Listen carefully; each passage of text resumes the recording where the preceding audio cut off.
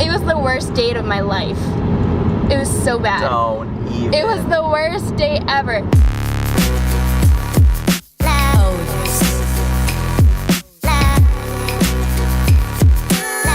So everybody's been asking us lately about how we met, and we think it's probably the greatest story you're ever gonna hear. We're gonna share our story. They might be different. I think he has a different story than I do. Yeah, I mean, one might be true, one might be elaborate. Yeah, and the true one's mine. Wait, no. So tell your true story. Okay, so I had started volunteering with Red Eye in the Imperial Courts housing projects every Saturday, going on 4 years ago, I think. We basically just go to the projects every Saturday, mentor the kids. You can check them out on Instagram at Red Eye Inc. It's volunteering with the kids and mentoring them. Like, you kind of enter it thinking, oh, I'm going to be helping those kids, when really the kids are helping you so much more. And I was so busy in my career, and I had started so young. I was like 17 when we met, which is really You're not supposed weird. to say that part. That part's left. We don't. I was 17 and I was working At so heart. hard. She meant at heart. She's 17 at heart. I was legitimately 17. Volunteering with the kids made me like forget about myself and all the things that I was doing for myself and my own success, but start waking up every morning thinking like, am I a person that I would want these kids to be? I had like got really close to this little girl named Diamond. So she was sitting on my lap and we were sitting on the ground coloring, and I see from the corner of my eye this guy wearing Handsome. Handsome guy. wearing broken sunglasses. I think there's something in this drink. I think as a woman, you kind of know if someone's going to approach you. So I see him literally circling me like a shark. It's like Here's whispering. where it gets fishy. Whispering. That's not it. That actually was supposed to be a shark pun. Then he comes and he sits down, and I'm like sassy, like Miss Thing, don't need no one, don't want to talk to no one, whatever. He picks up a crayon and starts drawing on our paper. He's talking to Diamond instead of talking to me, and I'm like, oh hell no, this guy is not about to try and pick up on me using a child in the middle of youth mentoring. Like, this is not happening. Now I look back and I'm like, that's an amazing way to meet, but at the moment I was like, He picks up a crayon and he starts like writing his name, and so he's all M-I-K-I-E, Mikey. And then he hands me the crayon and is like, what's your guys' name? Write it down. Yeah. And I was literally just like, N-O. No. She was playing hard to get. Oh yeah. For I sure. didn't even look him in the eye. He added me on Facebook. She creeped hard. He came up on my Years. timeline. Years deep. Gotta remember what And it happened went there. down in the DM. Yeah, it went down in the Echo. DM. I got super involved with the mentoring with Red Eye, and I went on to start planning our annual block party, which was this like really big event, and I had heard that he was a chef. So I messaged him and I was like, hey, I know you're a chef. I need help with food. Can you help me figure out food situation for this huge event? We're gonna have like 200 heads of people that we need to feed. And he was stoked and was like, yes, I'd love to help you.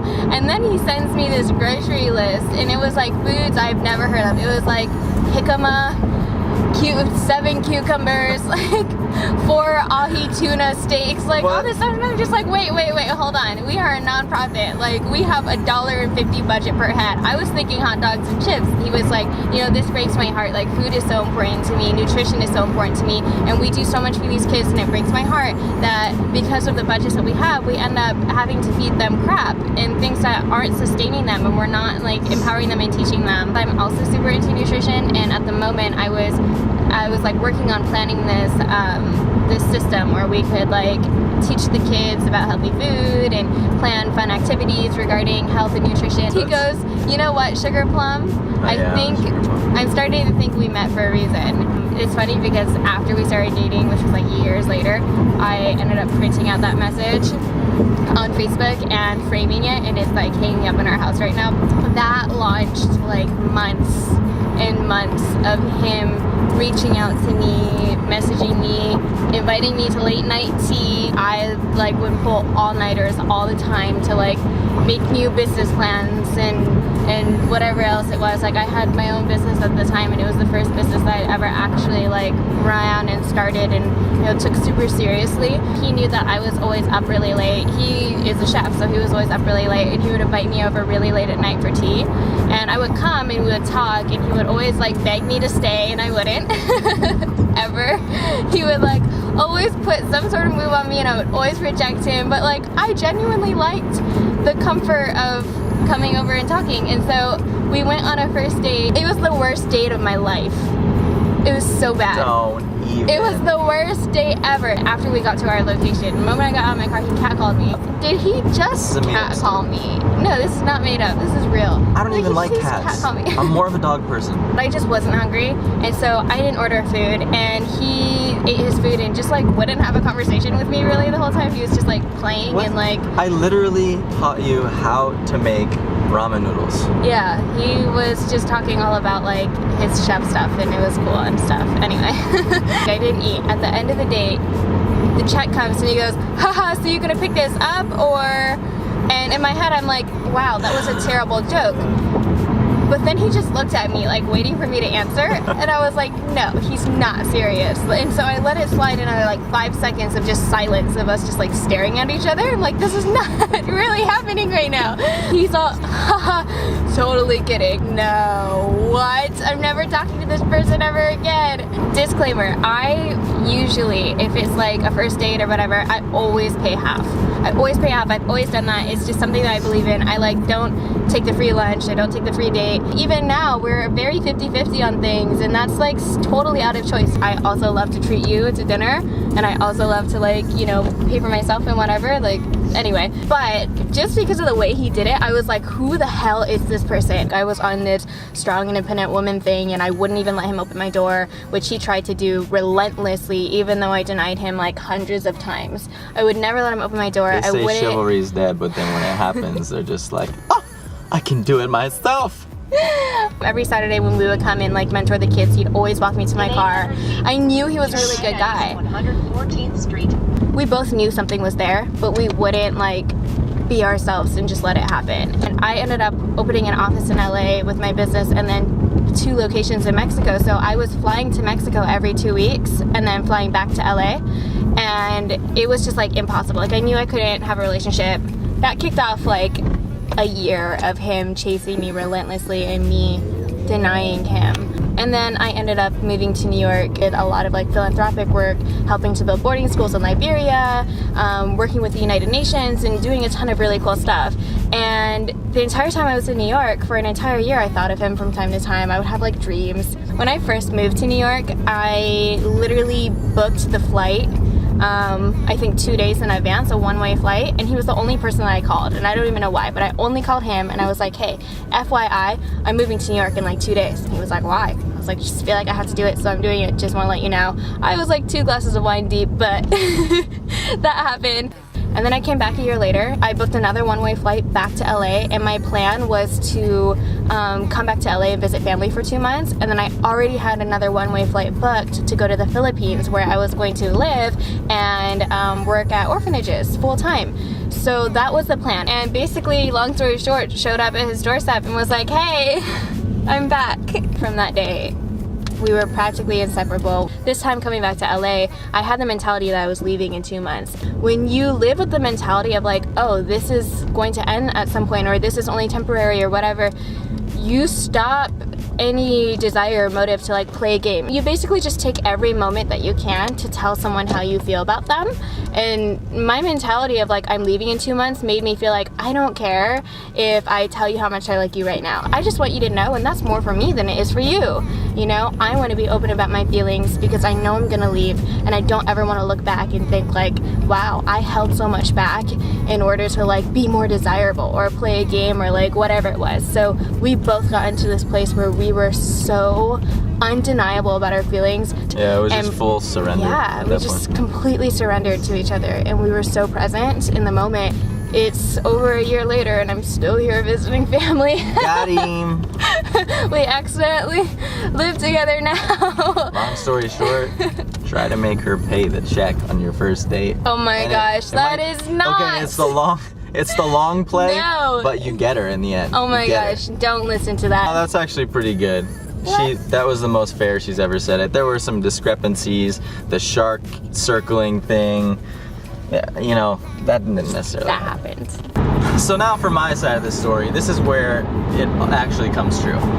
I saw her on the playground, and to be honest, I kind of It's so funny how fell we in met love. on a playground. I fell in love. I don't think love at first sight is a real thing, but I was honestly and truthfully captivated.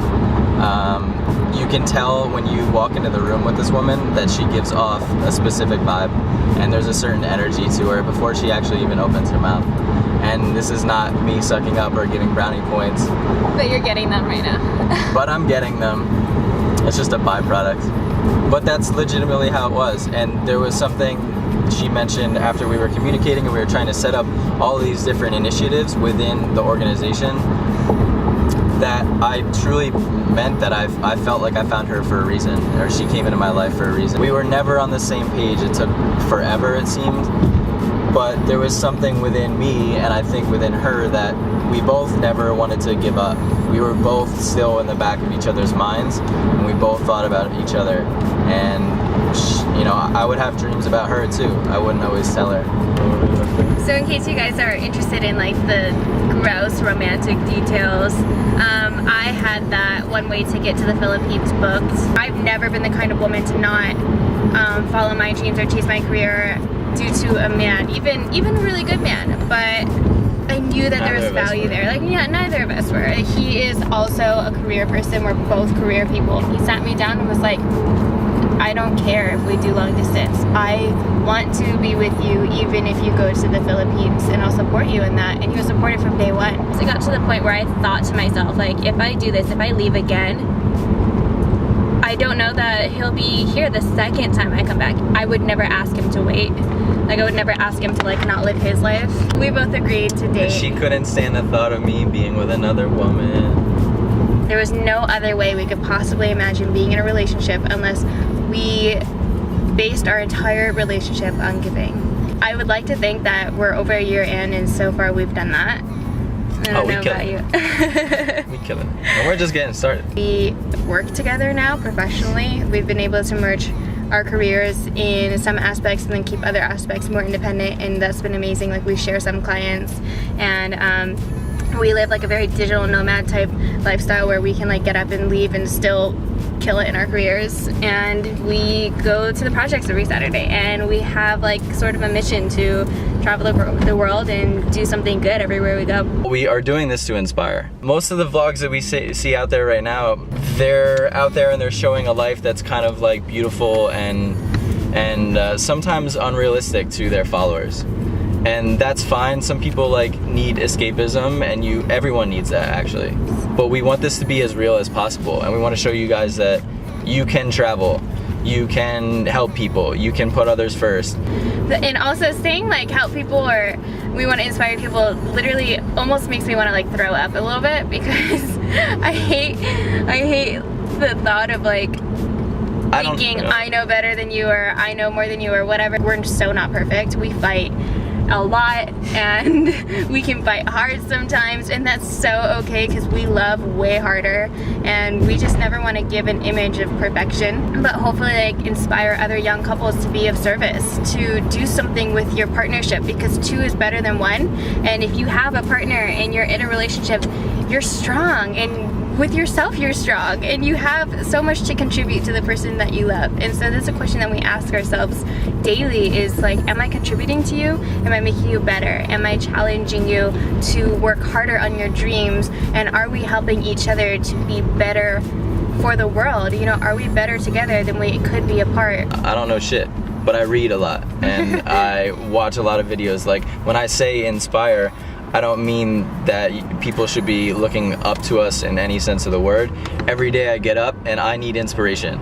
You can't always just bring it from within you. Sometimes you need to be pulled out of a rut. You can have a bad day. You just are a little tired and you're not sleeping. I put on something from YouTube every single day that will motivate me and get my ass in gear. And that's frankly all it is. And if one of our videos can do that for somebody the day they need it, That's all that really matters. We want to learn and grow with the people that support us. I stopped thinking that I had to know it all or that I had to be this massive, successful, crazy, awesome person before people would listen to me. Now it's more like, hey, I just learned something new and I want to learn with you. And share so that now, idea. yeah, now I'm gonna share in that and we can learn together and grow together. You know, like we have to stop being hard on ourselves. We have to stop saying things like, one day when I'm successful, I'm gonna write a book and then people will listen to me. It's like, no, you have a voice now. Do it now. We're growing together, you know? So hopefully you guys will support us and join us along for the ride. I love you. I love you. Leave a comment below. How do we do this? I don't know. How does one leave a Where are we comment? gonna put it? We're We don't know where literally we're gonna put it. pointing at nothing. So it's gonna be over We're here. pointing at your cup And then holders. I'm gonna make it go over here after. Leave a comment on his cup holder below. Anyway, how to subscribe? Where's the subscribe button? Is it over here? I have no idea how to do this. Can we never do this? I'll do it. Okay, you can do it. You do it. Ready, go. Subscribe!